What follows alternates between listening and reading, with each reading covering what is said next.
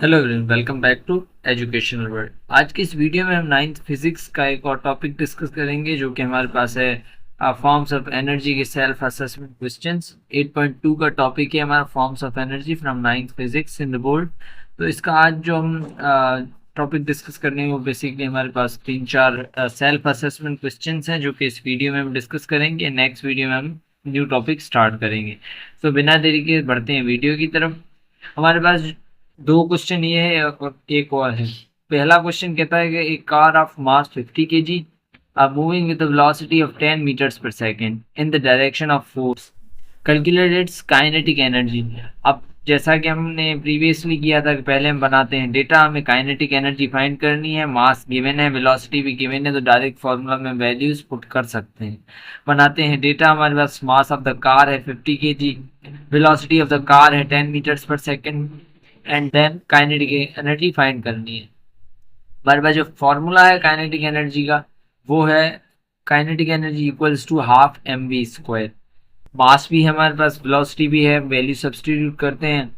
यहाँ पे अगर हम सॉल्यूशन करें इसका, थोड़ा डायरेक्टली भी कर सकते हैं, you can use a calculator as well. अब यहाँ पे अगर इस 2 से हम इस 50 को कैंसिल कर दें तो 25 टाइम लगेगा। 25 या 10 का स्क्वायर बन जाता है 100। 100 इंटू 25 कितना हो जाएगा, वो हमारा आंसर होगा। तो होगा ये kinetic energy equals to 2500 joule. बढ़ते हैं क्वेश्चन नंबर 5 की तरफ। 5 में कह रहा है कि a body of mass 10 kg is dropped from a height of 20 meter on the ground. What will be its potential energy if g equal to 9.8? ये न्यूमेरिकल में हमें g की वैल्यू गिवन है 9.8 और हमें पोटेंशियल एनर्जी फाइंड करनी है, जबकि मास भी हमें गिवन है एंड हाइट भी गिवन है। तो हमारे पास पोटेंशियल एनर्जी का फार्मूला सिंपल पड़ा है, इसमें वैल्यूज पुट करनी है हमें। डेटा बनाते हैं पहले। मास है हमारे पास 10 kg, हाइट है 20 मीटर और जी की वैल्यू 9.8 है। तो पोटेंशियल एनर्जी हमें फाइंड करनी है। हमें पता है कि पोटेंशियल एनर्जी का फार्मूला होता है एम जी एच के इक्वल। वैल्यू पुट करेंगे, एम मास है 10, जी की वैल्यू 9.8 एंड 20। तो इसे हम जब सॉल्व करेंगे तो हमारे पास जो पोटेंशियल एनर्जी आएगी 1960 जूल आएगी। होप सो ये दो सवाल तो आपको समझ आए होंगे, इजी भी हैं। सो हमारे पास जो नेक्स्ट क्वेश्चन है वो क्वेश्चन नंबर 6 होगा यहाँ पे। Give the energy changes when a ball is dropped from a height of 7 metre to the ground. अब यहाँ पे जो कॉन्सेप्ट यूज होगा वो बेसिकली काइनेटिक एनर्जी और पोटेंशियल एनर्जी की इंटर कन्वर्जन का होगा।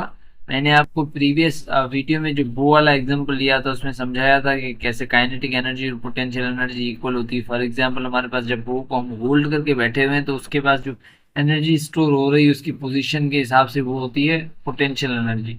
जब उसी वो को हम छोड़ते हैं एम एम पे, जब तक रख के बैठे हैं तब तक उसके पास पोटेंशियल एनर्जी है। जैसे उस टारगेट पे हम उसे अलो करते हैं जाने के लिए तो वो मोशन में कन्वर्ट हो जाती है, विच इज काइनेटिक एनर्जी। तो दोनों होती हैं इक्वल हमारे पास।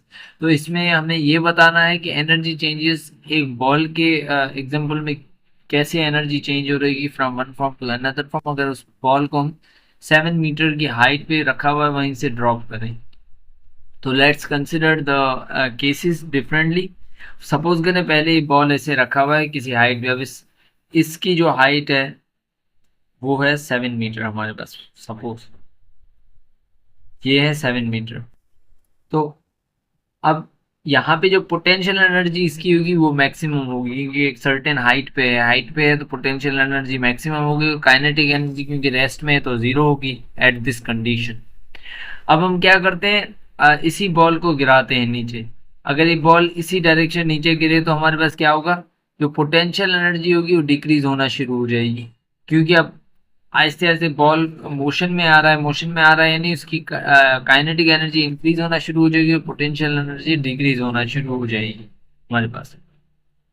अब potential energy equal to kinetic energy होता है, ये मैंने आपको न्यूमेरिकल की स्टार्टिंग में बता दिया, प्रीवियस वीडियो में बताया था। तो हम इसी कंडीशन को लेके इसका थोड़ा अगर सॉल्यूशन करें, सॉल्यूशन तो इसमें नहीं करना है, इसमें जस्ट एनालॉजी लगानी है हमें। अब सपोज करें ये बॉल ग्राउंड से इतना सा ऊपर, थोड़ा सा ऊपर है। अब इस पॉइंट पे क्या होगा, इस पॉइंट पे अगर हम हाइट देखें तो हाइट तकरीबन ना होने के बराबर है फॉर एग्जांपल, ठीक है, क्योंकि बॉल ग्राउंड से थोड़ा सा ही ऊपर है। अब इस पॉइंट पे जो इसकी काइनेटिक एनर्जी होगी वो मैक्सिमम होगी, एंड पोटेंशियल एनर्जी क्योंकि हाइट हमारे पास ना होने के बराबर है तो एच मल्टीप्लाई हो रहा होता है जी और एम के साथ, तो वो हो जाएगी हमारे पास ऑलमोस्ट जीरो। तो यहाँ पे मैंने पहले ही बता दिया कि height is approximately equal to zero, thus potential energy zero हो जाएगी हमारे पास, और इस पॉइंट पे हमारे पास जो काइनेटिक एनर्जी होगी वो मैक्सिमम होगी। कंडीशन क्या थी, यहाँ पे जब बॉल था तब पोटेंशियल एनर्जी मैक्सिमम थी, ग्राउंड से थोड़ा सा ऊपर है तो हमारे पास काइनेटिक एनर्जी मैक्सिमम है। अब आप देखें कि पोटेंशियल एनर्जी मैक्सिमम से काइनेटिक एनर्जी मैक्सिमम, यानी जो भी एनर्जी है वो काइनेटिक और पोटेंशियल एनर्जी आपस में इंटर कन्वर्ट हो रहे हैं। अब क्या होगा, जब ये बॉल इस ग्राउंड को हिट कर जाएगा तो एनर्जी और किसी फॉर्म में कन्वर्ट हो जाएगी, साउंड एनर्जी में हो जाएगी, हीट एनर्जी में कन्वर्ट हो जाएगी। तो ये सारा इस क्वेश्चन का आंसर है।